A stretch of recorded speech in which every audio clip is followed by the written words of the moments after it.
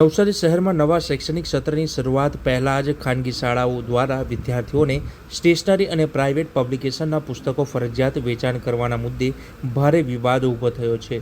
ભણતરના નામે ચાલી રહેલી આ વ્યાવસાયિક પ્રવૃત્તિ સામે હવે સ્ટેશનરી વેપારીઓએ ખુલ્લો મોરચો ખોલ્યો છે। ત્યારે નવસારી સ્ટેશનરી મર્ચન્ટ એસોસિએશન અને મેન્યુફેક્ચરિંગ એસોસિએશન દ્વારા જિલ્લા શિક્ષણ અધિકારી અને કલેક્ટરને પણ રજૂઆત કરી છે। કારણ કે વાત કરવામાં આવે તો શાળા દ્વારા કેટલીક જે ખાનગી શાળાઓ છે તેઓ ત્યાં પોતાને ત્યાં જ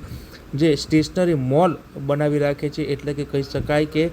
ત્યાંથી જ બધી વસ્તુ ફરજિયાત વિદ્યાર્થીઓ માટે ખરીદી કરવી તેવો આગ્રહ કરીને જે વેચાણ કરી રહ્યા છે, જેને લઈને શહેરમાં 70થી 80થી વધુ જેટલી સ્ટેશનરીની અને પાઠ્યપુસ્તક વેચાણ કરવાની જે દુકાનો આવી છે, તેના તમામ વેપારીઓનો 70% ધંધો જે હવે નુકસાન થઈ રહ્યો છે, બંધ થઈ ગયો છે। કારણ કે આ રીતના જે પરિસ્થિતિ ઊભી થઈ છે, ત્યારે એસોસિએશનના આગેવાનોના જણાવ્યા મુજબ નવસારી તેમજ આસપાસની અનેક ખાનગી શાળાઓ વિદ્યાર્થીઓને સીધા જ નોટબુક, સ્ટેશનરી અને પ્રાઇવેટ પબ્લિકેશનના પુસ્તકો વેચી રહી છે, તો કેટલીક શાળાઓ તો ફીમાં કીટ વિના મૂલ્યે આપવાનો દાવો કરીને વાલીઓને ભ્રમિત કરી રહ્યા હોવાનો પણ આક્ષેપ કરવામાં આવ્યો હતો। વેપારીઓનો આરોપ છે કે શાળાઓ દ્વારા ચોક્કસ સ્થળેથી જ સામાન ખરીદવા દબાણ કરાય છે, જેના કારણે વાલીઓ મોંઘા ભાવે વસ્તુઓ ખરીદવા મજબૂર બની રહ્યા છે। ત્યારે આ રીતના જે શહેરમાં 80થી વધુ સ્ટેશનરી અને પાઠ્યપુસ્તક વેચનારા દુકાનો હોવા છતાં છેલ્લા કેટલાક વર્ષોમાં તેમનો ધંધો અંદાજિત 70% સુધી ઘટ્યો હોવાનું એસોસિએશને જણાવ્યું છે। ત્યારે આ તમામ જે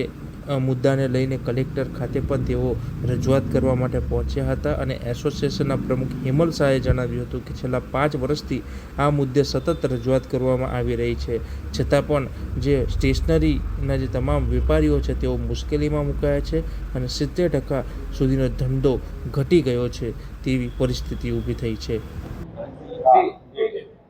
હું Hemalbhai Shah Navsari stationery merchants and manufacturers એસોસિએશનના પ્રમુખ તરીકે અહીં આવ્યો છું। આજે આવેદનપત્રમાં અમે લખ્યું છે કે છેલ્લા ઘણા વર્ષોથી સ્કૂલોમાં બેરોકટોકપણે પ્રાઇવેટ સ્કૂલોમાં વેચાણ થઈ રહ્યું છે અને એ માટે વાલીઓ ત્યાંથી જ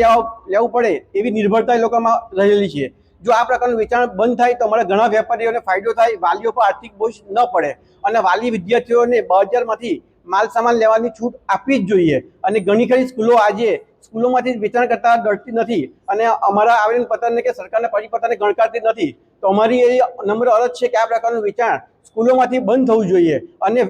વાલી વિદ્યાર્થીઓને માર્કેટમાંથી લેવાની છૂટ આપવામાં આવે એવી અમારી વિનંતી છે।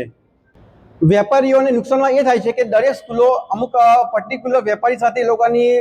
લિંક હોય છે અને ત્યાંથી સામાન મળતો હોય છે। તો અમે આ વખતે દરેક સ્કૂલોમાં જઈને વિનંતી પત્ર આપેલ છે કે તમે તમારું લિસ્ટ અમને